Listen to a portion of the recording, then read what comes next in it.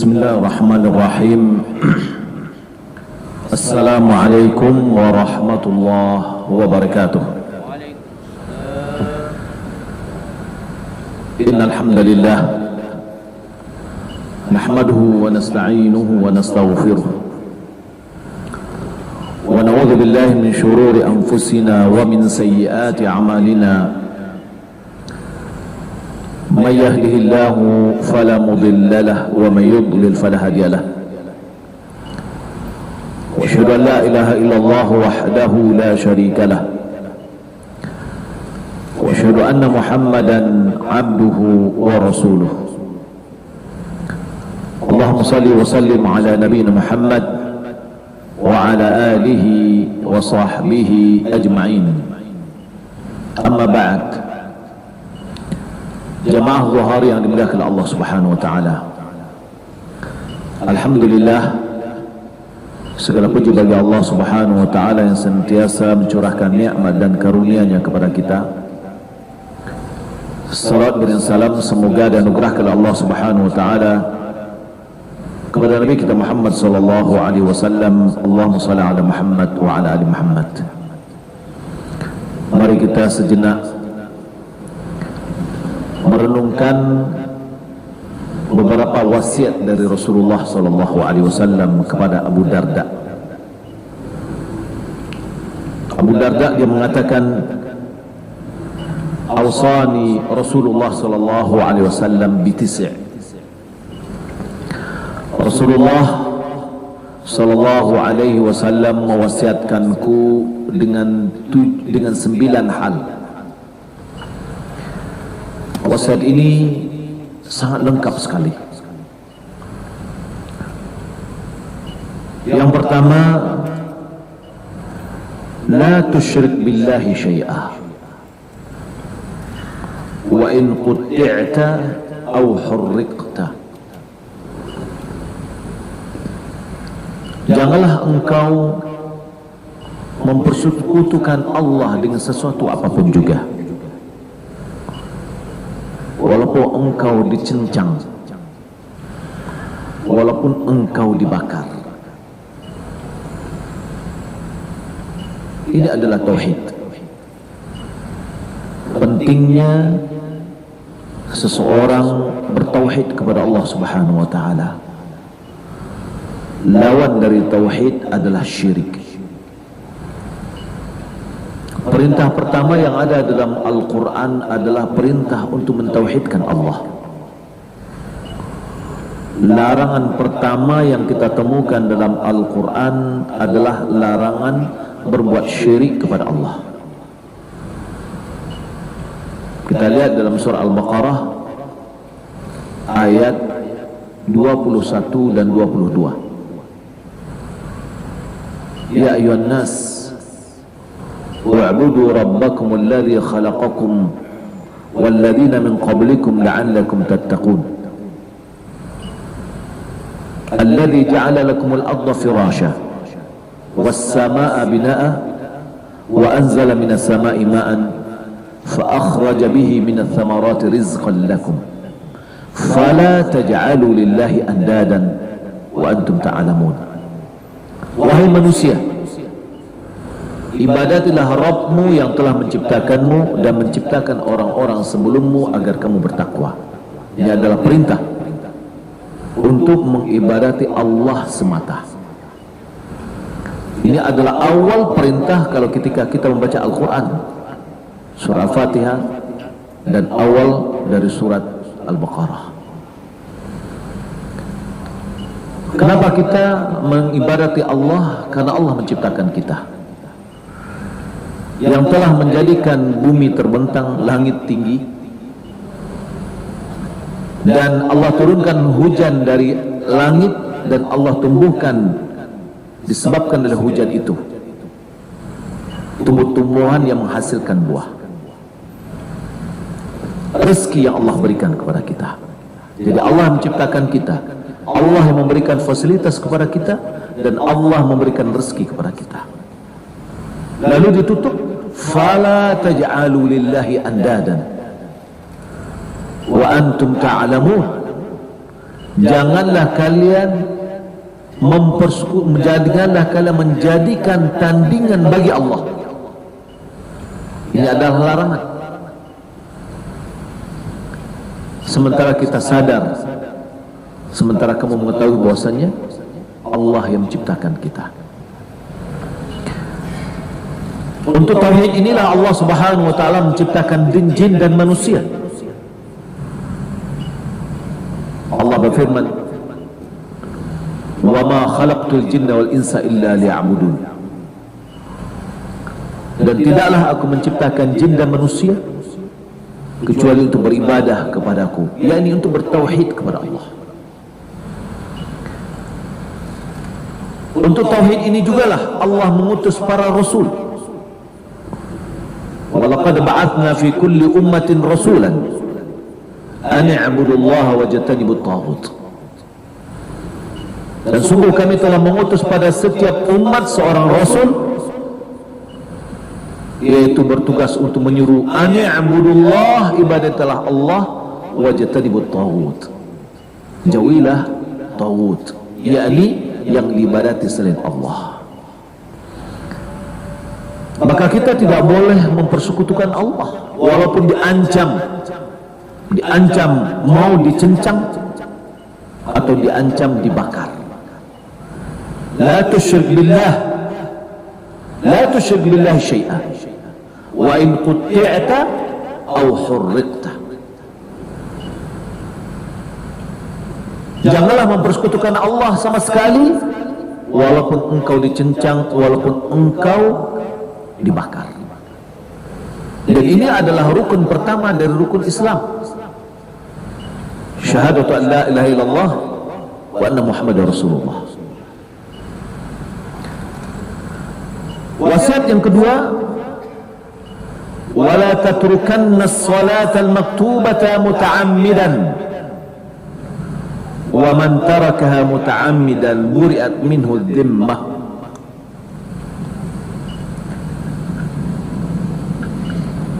Janganlah kamu sekali-kali meninggalkan solat wajib dengan sengaja. Siapa meninggalkan solat wajib dengan sengaja, maka dia terlepas dari naungan Allah, terlepas dari, dan Allah berlepas darinya. Dan ini adalah rukun Islam yang kedua, yaitu menegakkan solat. Solat yang diwajibkan oleh Allah hanya 5 waktu. Itu adalah solat fardu. Kata Allah Subhanahu wa taala kepada Nabi kita Muhammad sallallahu alaihi wasallam dalam hadis qudsi di waktu Isra dan Mi'raj, itu 5 nilainya adalah 50. Awal Allah Subhanahu wa taala wajibkan solat kepada Nabi kita Muhammad sallallahu alaihi wasallam adalah 50 waktu. Terakhir Allah ringankan sampai menjadi 5 waktu. Hadis Nabi sallallahu alaihi wasallam, siapa yang menjaga solat 5 waktu dan tidak meremehkan hak-haknya, maka dia memiliki jaminan dari Allah untuk masuk ke dalam surga. Tapi sebaliknya, siapa yang menyia-nyiakan solat 5 waktu, maka dia tidak mendapatkan jaminan dari Allah untuk masuk surga. Dalam surah Al-Mudaththir, ma salakakum fi saqar, apa yang menyebabkan kamu masuk dalam api saqar? Qalu lam nakum minal musallin. Mereka mengatakan, kami ini enggak pernah menjadi orang-orang mengerjakan solat. Maka solat 5 waktu wajib kita laksanakan dan tidak boleh kita tinggalkan dengan sengaja. Apalagi gara-gara karena mencari rezeki. Allah Subhanahu wa taala berfirman,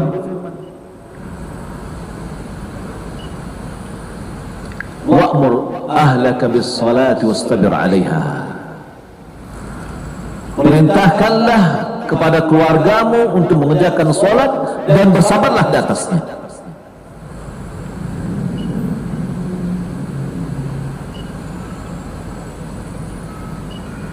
Kami tidak menginginkan rezeki darimu. Kamilah yang memberimu rezeki, kata Allah. Nahnu narzuquk wal aqibatu littaqwa. Kamilah yang memberi rezeki. Ulama mengatakan bahwa Allah menjamin rezeki orang-orang yang mengerjakan solat. Tapi terkadang bagi kita, gara-gara ingin mendapatkan rezeki, solat pun ditinggalkan. Solat yang ditinggalkan dengan sengaja, terjadi perbedaan pandang ulama, bolehkah diqadha atau tidak.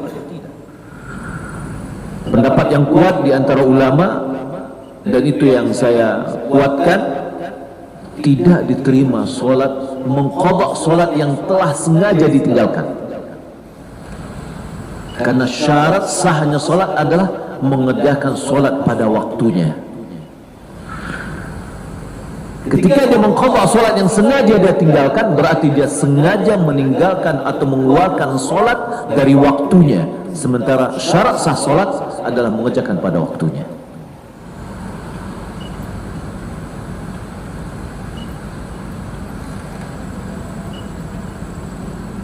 Yang ketiga, wala tashrabanna al-khamra. Janganlah kamu minum, janganlah sekali-kali kamu minum khamar, minuman keras. Fa innaha miftahu kulli syarrin. Karena dia adalah kunci pembuka untuk seluruh keburukan.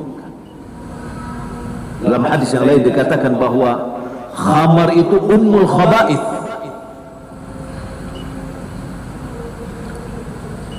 Minum khamar itu adalah induk dari keburukan. Karena gara-gara minum, dia membunuh anak dan keluarganya, membunuh manusia. Gara-gara dia minum, boleh jadi dia melakukan perzinahan. Gara-gara minum, boleh jadi dia melakukan keburukan-keburukan. Dan dalam masalah minum khamar, masalah khamar, dalam hadis Nabi SAW mengatakan Allah melaknat 10 unsur yang terkait dengan khamar. Allah melaknat khamar, melaknat yang meminumnya, melaknat yang membuatnya, melaknat yang mengordernya, melaknat kurirnya, melaknat produsennya, melaknat orang yang mengorder untuk dibuatkan, dan seterusnya. Termasuk melaknat orang yang menjualnya.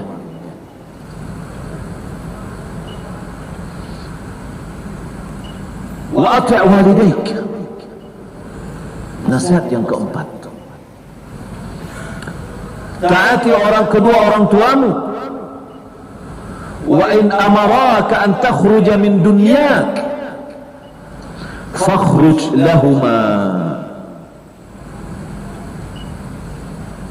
Taatilah kedua orang tuamu,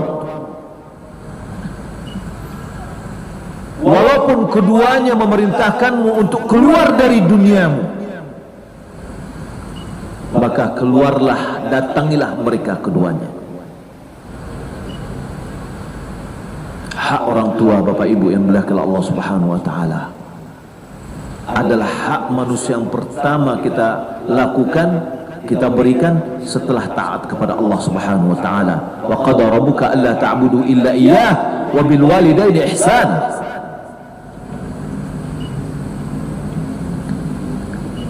Rabbmu telah memerintahkanmu, janganlah kamu mengibadati kecuali Dia saja, yakni mentauhidkan Allah. Wa bil walidaini ihsana, kepada kedua orang ibu bapak berbuat baiklah. Setelah kita menunaikan hak Allah, maka hak orang tua kita yang wajib kita taati, kita berikan. Maka kita taati selama dia tidak memerintahkan kepada maksiat. Allah Subhanahu wa ta'ala berfirman dalam surah Luqman, "Wa in jahadaka 'ala an tusyrika bi ma laysa laka bihi 'ilmun fala tuti'huma wa sahibhuma fid dunya ma'rufa."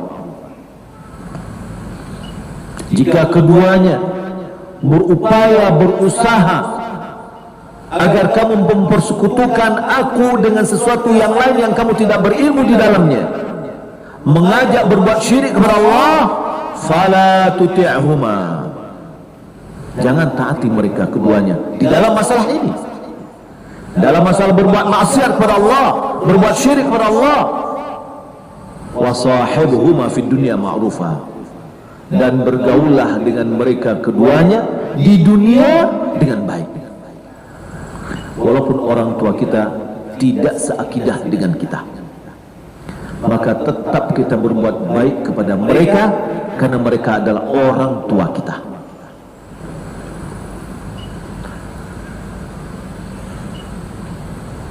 Walaupun keduanya memerintahkan kita untuk keluar dari dunia kita, dalam riwayat yang lain dikatakan, walaupun mereka memerintahkan kita keluar dari harta kita,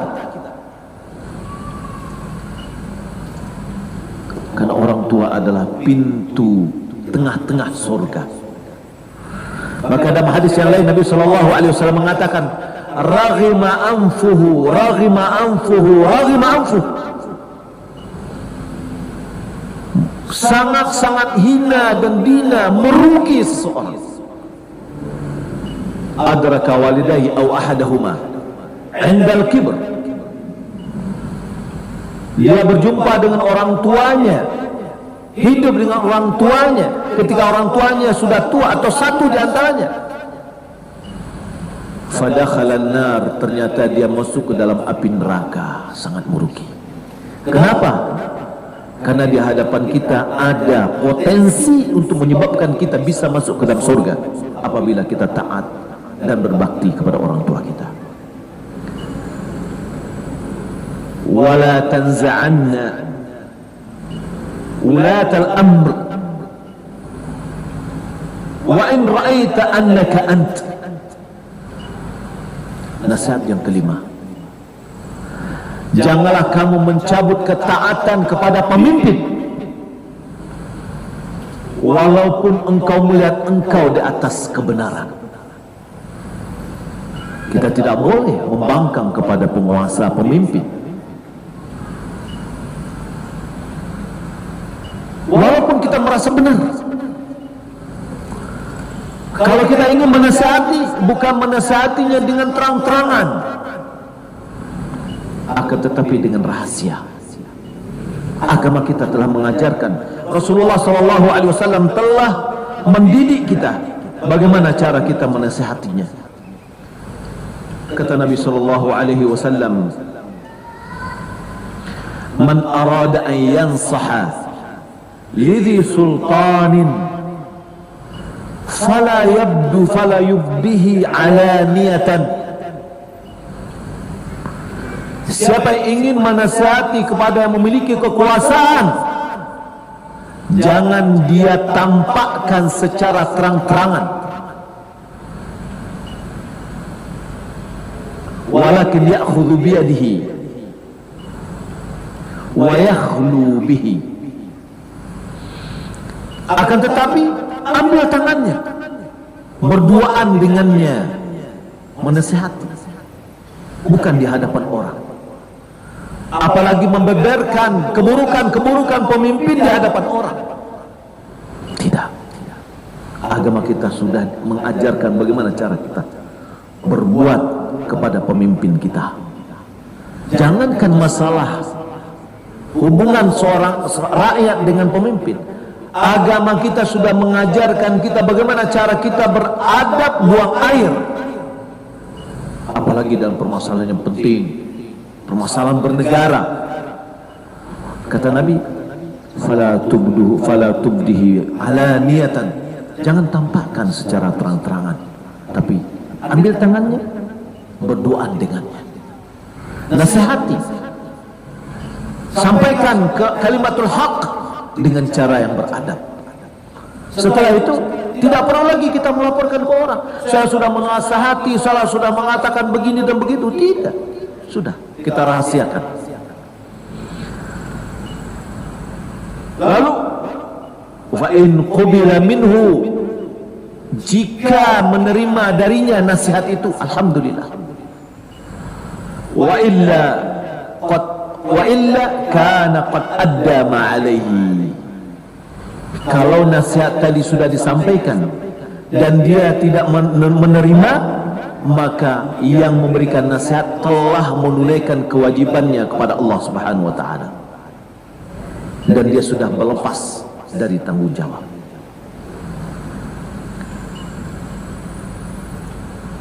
Kemudian nasihat berikutnya, wala tafir min az-zahfi wa in halakta wa farra ashabuk. Jangan kamu lari dari tengah-tengah kancah peperangan. Jika seandainya terjadi peperangan, jangan lari dari peperangan. Walaupun engkau akan hancur, walaupun kawan-kawanmu lari. Karena lari dari tengah peperangan itu adalah termasuk dosa-dosa besar.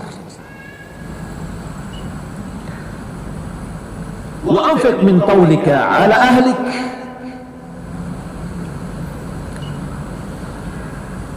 Berikan nafkah dari hartamu untuk keluargamu. Ini adalah kewajiban kita sebagai kepala keluarga, memberikan nafkah kepada anak istri, bukan membiarkannya dan mentelantarkannya. Nabi SAW mengatakan, dinarun anfaqtu fi sabilillah, wa dinarun tasaddaqtu ala miskin, wa dinarun anfaqtu ala ahlik. Dinarun anfaqtu fi sabilillah, wa dinarun tasaddaqtu ala miskin, wa dinarun anfaqtu ala ahlik. Afdaluha dinarun anfaqtu ala ahlik.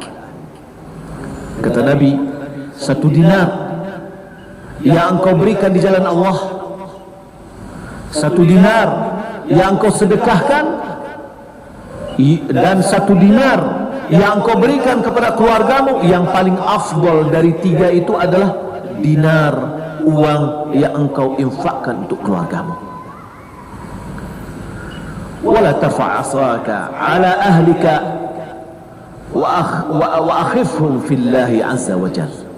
Nasihat yang terakhir, jangan engkau hilangkan